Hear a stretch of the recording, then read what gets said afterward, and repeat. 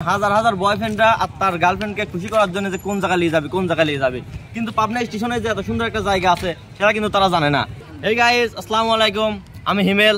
আজকে আমি আপনাদেরকে পাবনা রেলওয়ে স্টেশন এমনভাবে দেখাবো যা এর আগে কখনো আপনাদের কোনো ইউটিউবার বা কোনো ব্লগার দেখায়নি।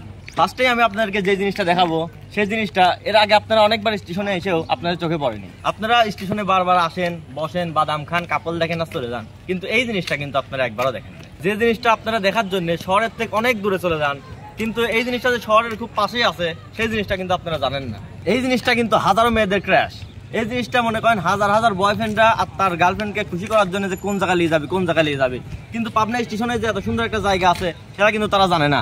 এখন আপনারা অনেকেই ভাবতেছেন সেই জিনিসটা কি, সেই জিনিসটা হচ্ছে কাশফুল। দেখেন কত সুন্দর কাশফুল। এই কাশফুল দেখলে যে কোনো মেয়ে আপনার প্রেমে পড়ে যাবে। আপনারা আপনার গার্লফ্রেন্ড বা আপনার বান্ধবী নিয়ে বা ফ্যামিলি মেম্বার যাক নিয়ে চলে আসেন, আর আইসি মনে করেন কি মেয়ে পটানি কোনো বিষয় নাই, কাশফুল দেখলে এমনি মেয়ে পড়ে যাবে। সো গাইস, আপনার প্রিয় মানুষটা যদি মন খারাপ থাকে তাহলে তাকে নিয়ে চলে আসতে পারেন পাবনা রেলওয়ে স্টেশনে। এখানে প্রচুর পরিমাণে কাশফুল আছে, আর কাশফুল দেখলে যে কোনো মেয়ের মন ভালো হয়ে যেতে পারে। সো আপনার প্রিয় মানুষটার মন ভালো হয়ে যাবে 100%। তো আজকে এই পর্যন্তই বিদায় নিচ্ছি। আল্লাহ হাফেজ, bye bye, tata, see you.